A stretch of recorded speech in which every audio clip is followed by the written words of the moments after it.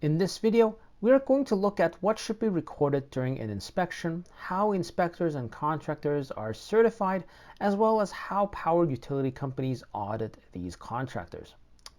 Also, if you don't know already, this video is part of a playlist that contains all the videos for my wood pole inspection fundamentals course. So if you are interested in viewing the entire course, please visit the playlist link that I have left in the video description below. So let us start with what should be recorded first. There is no such thing as a thorough inspection and maintenance program unless all essential data is documented. These recordings prompt rapid action on poles that need to be replaced or reinforced, and they build a history file that informs future inspections and asset management decisions. Utility contract managers utilize the information to audit completed work to ensure that inspection, safety, and environmental criteria have been followed. The data also alert utilities to issues that need to be investigated further by their employees. Now, because erroneous information is useless to utilities and an inspector's career can be cut short if audits find flaws, a wood pole inspector is responsible for accurately recording all inspection data.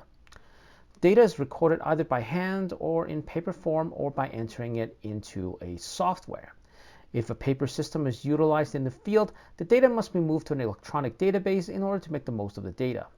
And the essential data collected is the same regardless of the method employed. Now, because problematic information is useless to utilities and an inspector's career can be cut short if audits find flaws, a wood pole inspector is responsible for accurately recording all inspection data. And that some utilities have developed their own computerized data collection and analysis systems, but today numerous commercial systems may be acquired, allowing utilities to begin collecting data right away without the expense and time delays associated with constructing their own, and it's going to be in a standardized format that can be benchmarked with other utility companies. Some commercial systems also have GPS or global positioning system functionality, which generates a pole numbering system as well in the records. So what data should you collect? Well, information that should be collected are shown in front of you right now, and it includes, for example, pole species. So for example, whether or not it's a red pine, weathered red cedar, etc.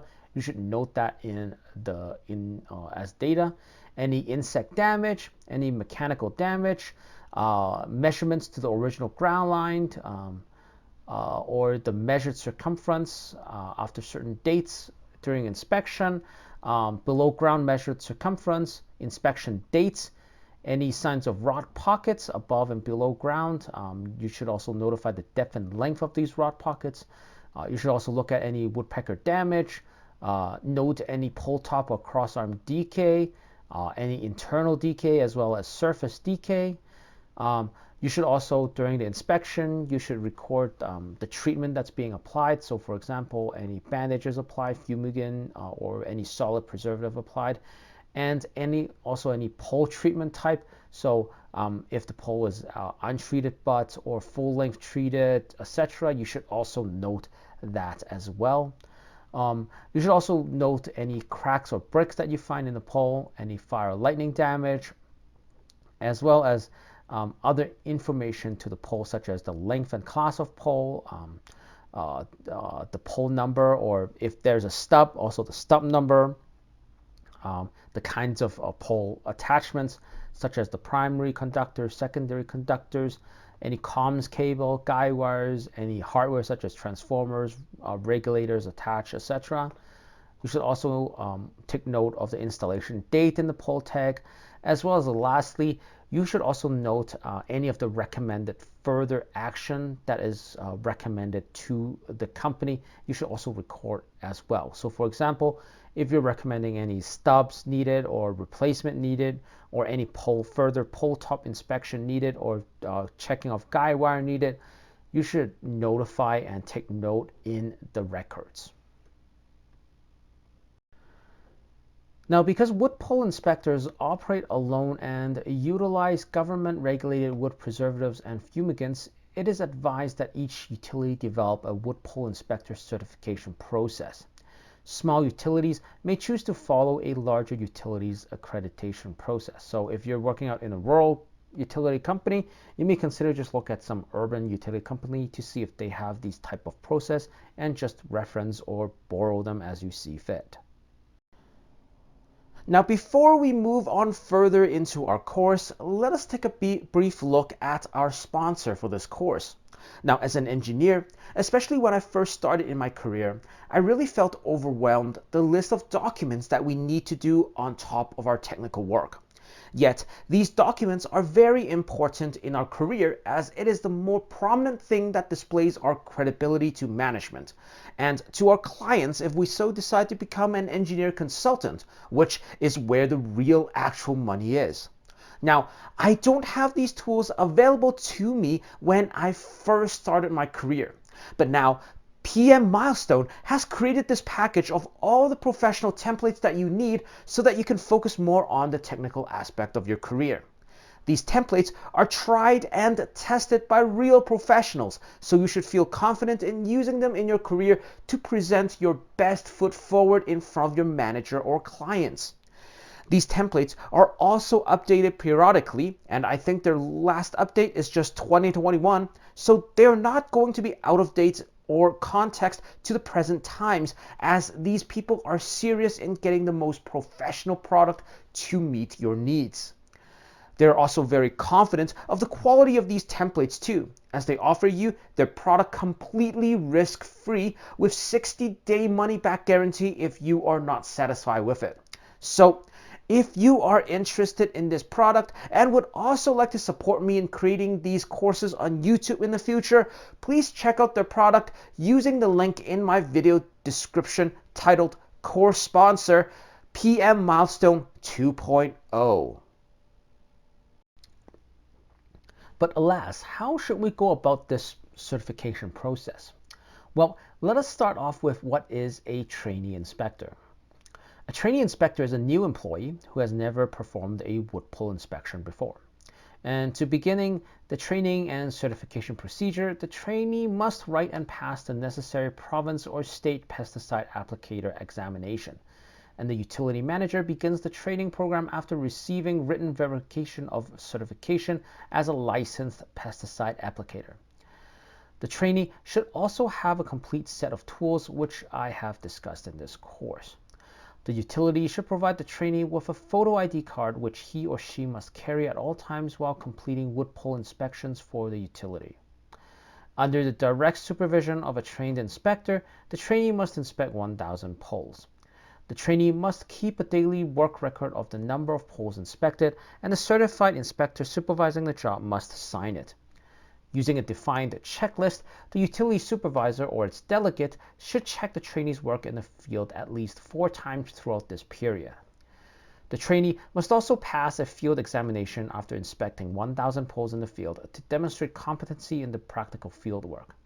If the trainee fails, a total of 1,000 poles must be inspected under the observation of a supervisor again. After passing the exam, the trainee must examine 4,000 more poles under the indirect supervision of a trained inspector and keep a daily work log. And during this time, the utility delegate should conduct 2 work audits. After completing this work, a trainee can take a 90-minute open book exam that requires a passing mark of a whopping 90% and advance to certified inspector rank if they pass. If a trainee fails this written exam, he or she cannot retake it until 2 weeks have passed. The utility supervisor keeps track of quality inspectors on a master list, and a photo ID card and certificate are usually issued to the certified inspector.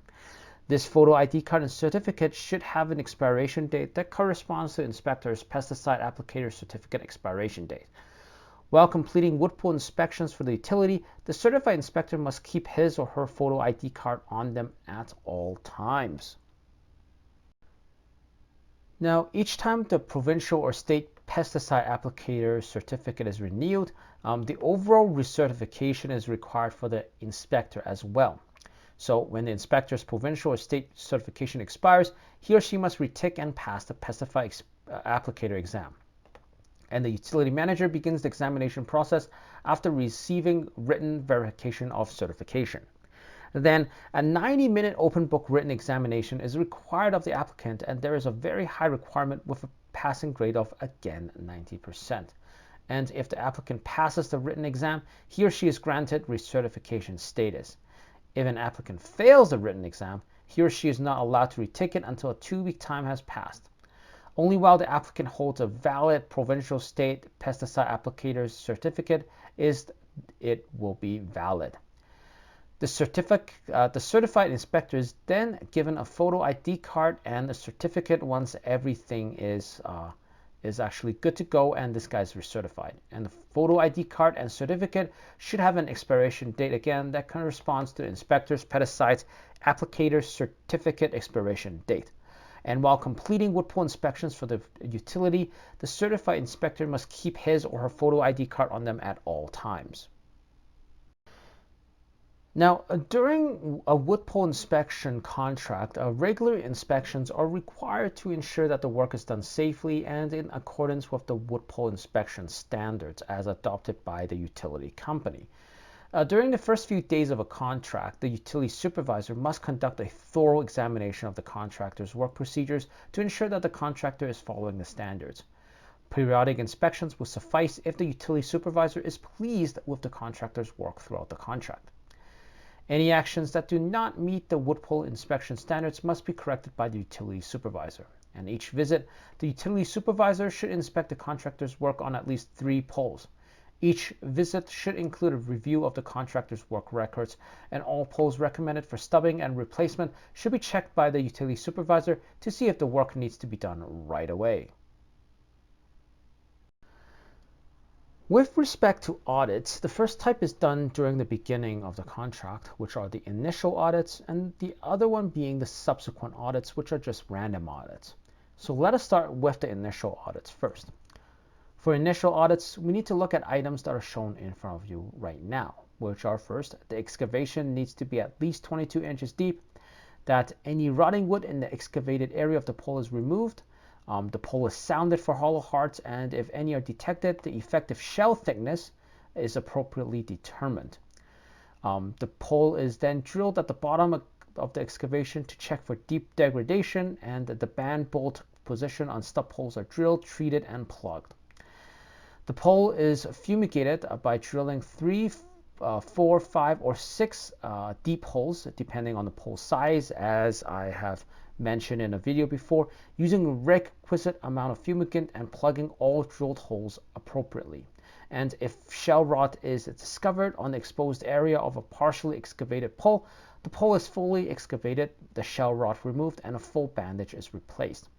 Also, you should check that the contractor, that at the bottom of the excavation, empty bladders and contaminated paper box pieces are stapled to a pole covered with craft paper, and that the excavation has been backfilled and the area has been cleaned up.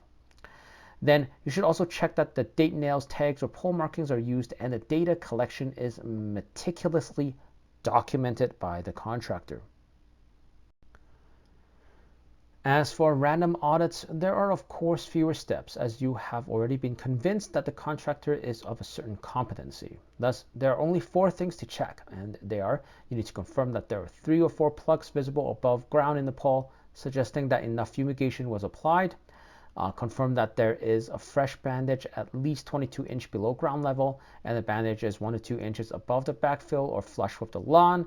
You should also confirm that the poles that require stubbing and or replacement were properly evaluated. And if there's a question that you require answering, you should have the contractor confirm their recommendations with proof. And lastly, you should confirm that the poles are properly backfilled, nails are dated, tags are affixed, and the lawn is restored and the site is left clean.